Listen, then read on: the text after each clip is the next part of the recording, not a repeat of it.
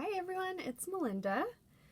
Today we're going to be looking at my copper and silver specimens, and I have to admit I have a lot of things I want to say.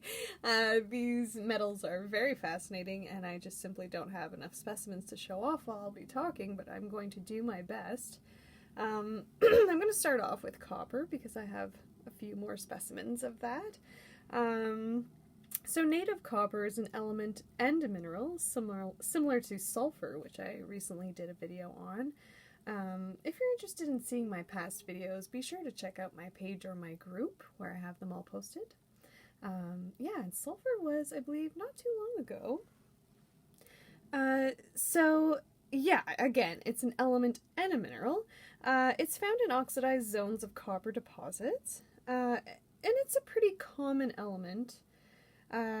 That can sometimes occur pure in its native form, and again, I have some specimens here today that we're going to look at. Most of the world's copper comes from the minerals chalcopyrite and chalcocite. We definitely hear those words, those names being used quite frequently, and I myself have rock hounded tons of chalcopyrite. So chalcopyrite, I would say, is a pretty popular copper mineral. Other popular ones would be Chrysocolla and Malachite they're also mined for copper. Other copper-bearing minerals, there are quite a few of them. They include atacamite, azurite, bornite, brochantite, cuprite, which is a copper oxide, dioptase, rosacite, and tetrahedrite. And I'm just wanted to mention again, I just actually very recently did a video on azurite, so again, check that out if you have an interest. So I'll start showing you my specimens. This one didn't have a location mentioned, and the thing with metaphysical shops is that sometimes they don't offer up where their minerals are from. Not a fan of that. Isn't that just stunning?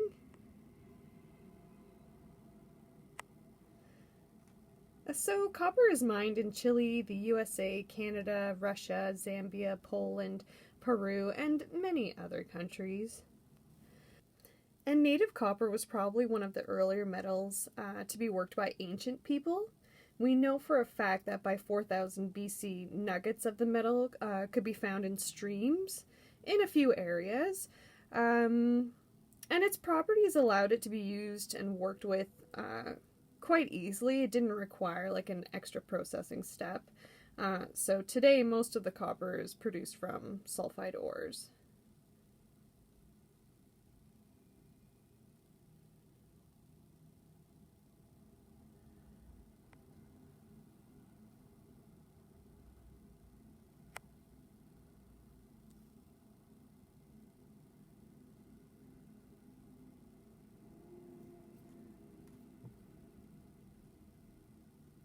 This slab is from Michigan. There we go. Isn't that something? Beautiful. I love this. It almost looks like a thumbprint or something over there. See?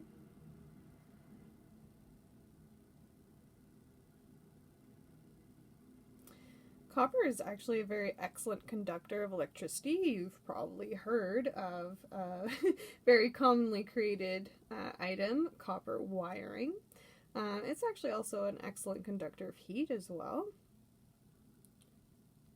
And large amounts are used to make alloys, such as brass, which is copper and zinc, and bronze, which is copper, tin, and zinc. And copper can also be alloyed with precious metals such as gold and silver. So when I say alloyed, I mean blended with other metals. The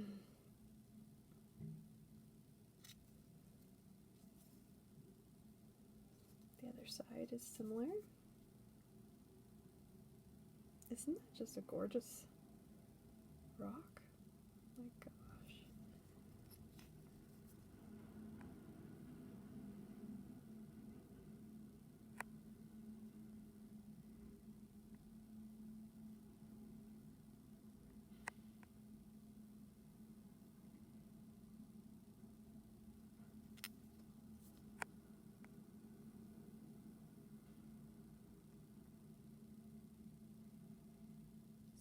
shiny. I love it. Next up are my treasured float copper specimens, also from Michigan in the US. Isn't that gorgeous? And these ones are actually labeled as glacial drift copper nuggets as well. And sometimes these are referred to as butchite, but I'm going to get into that a little bit later. First, let's talk about copper nuggets that are carried by glaciers and meltwater rivers. Those types of nuggets would be considered drift copper.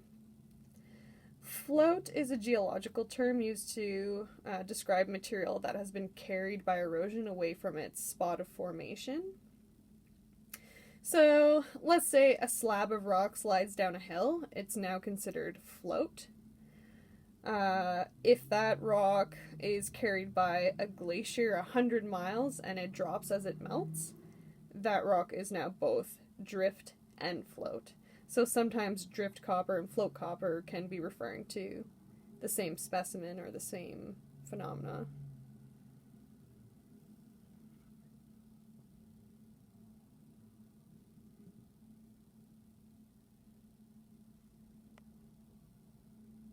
Isn't that just gorgeous? Oh. So let's go back to the term butchite, which is often used for these kind of float copper specimens. When you look up butchite, there isn't really any true mineralogical resources out there that discuss it. Like MindDat or MinDat doesn't really discuss it on an official, page. And that's because it's actually quite, it's like a local term. Someone local spoke up and talked about the original story of where butchite came from. So apparently a guy who was named Butch became very popular for his talent in polishing float copper pieces like this. And over time, the term butchite, named after him, evolved to refer to the pieces that he did in Michigan. But it's not really, appropriate to label any piece of polished float copper butchite. It was more in honor of the work that he did specifically. And that was something new that I learned, so I'm definitely going to keep that in mind for the future. I'll just show you the back. It's not overly interesting, but in case anyone's curious, I know I would be. There we go. I don't know if I showed the back of this one, but it's also not overly interesting.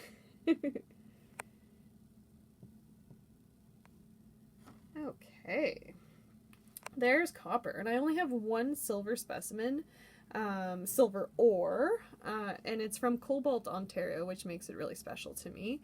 I have some friends that are originally from there, and it also just has a really fascinating history. There you go. Isn't that something? Oh, I absolutely love this piece. So silver has a bright metallic luster, as we can see, and when it's untarnished, it has a white color.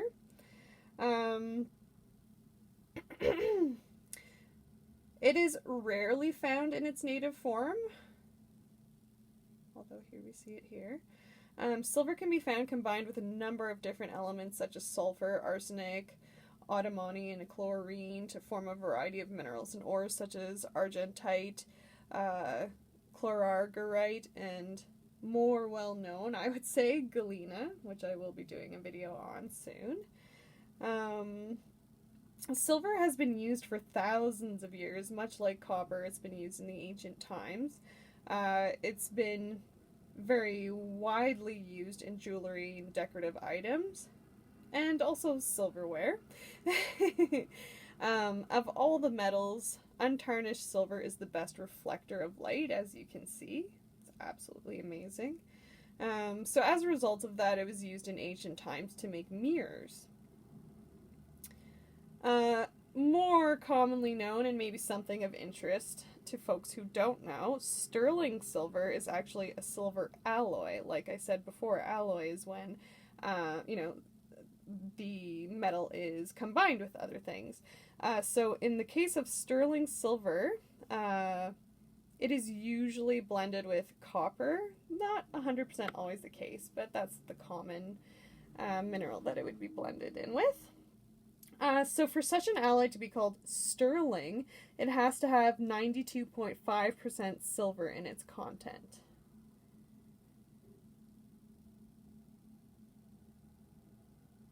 And other popular uses for silver, silver bromide and silver nitrate was used in photography,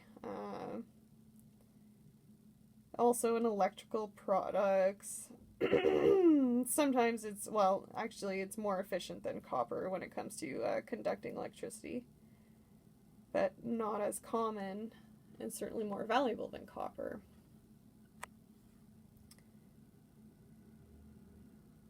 And of course, if we remember to back in the day, it was certainly used by dentists for fillings as well. So this one specifically comes from Cobalt, Ontario, which makes it, extra exciting for me being an Ontarian. So a little bit of the history of that, in case anyone is curious. I love to know the history of my minerals and their area and their mine. So the cobalt silver rush started in 1903 when huge veins of silver were discovered by workers on the Temiskaming and Northern Ontario Railway. So by 1905, a full-scale silver rush was underway, and the town of Cobalt, Ontario sprang up to serve as its hub. By 1908, cobalt produced 9% of the world's silver. That is astronomical. And in 1911, it produced 31,507,791 ounces of silver. Totally amazing.